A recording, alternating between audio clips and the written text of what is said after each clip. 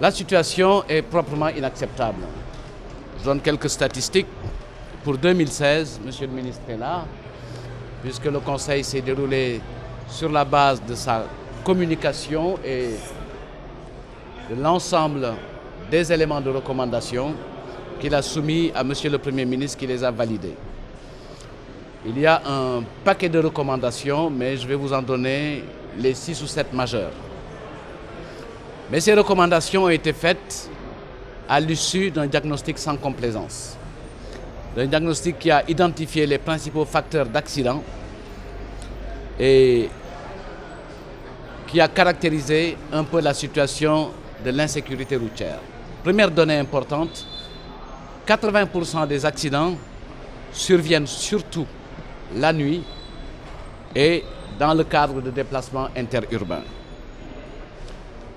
Cette situation donc, du bilan macabre, je vous ai dit, sur 2016, il y a eu à peu près plus de 600 morts, 600 pertes en vie humaine sur les routes, est d'autant plus inacceptable puisque nous sommes dans une période où l'État du Sénégal a fait des efforts extraordinaires, liés au renouvellement du parc automobile, liés à la réhabilitation des routes et avec un ambitieux programme de nouvelles routes et de construction d'autoroutes.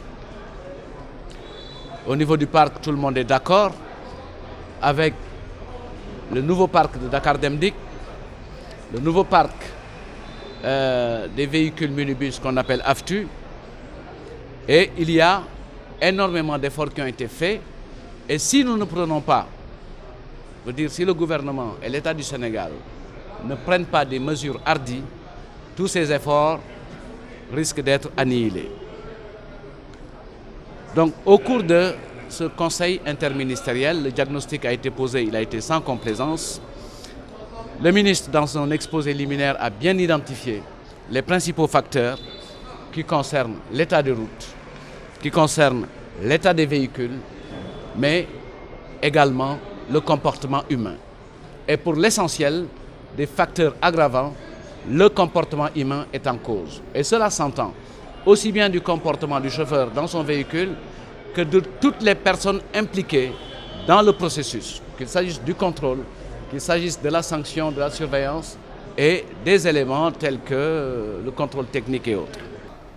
Et le permis à points a fait l'objet d'une réflexion partagée avec tous les acteurs. Le Premier ministre a demandé d'élargir la concertation et le consensus, mais c'est une décision qui est prise par l'État dans la perspective d'appliquer ces mesures rigoureuses à tous les Sénégalais dans une logique de tolérance zéro. Ça ne s'adresse pas uniquement aux chauffeurs professionnels, mais tous les Sénégalais sont visés par ces dispositions nouvelles. C'est aussi bien la rigueur renforcée dans le contrôle et le système de sanctions. D'autres mesures concernent également tous les Sénégalais.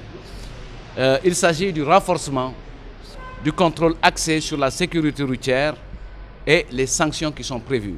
Et dans ce cadre, des brigades mixtes composées des forces de police, de gendarmerie et parfois des eaux et forêts dans certains secteurs devront être visibles le long des routes pour exercer les contrôles.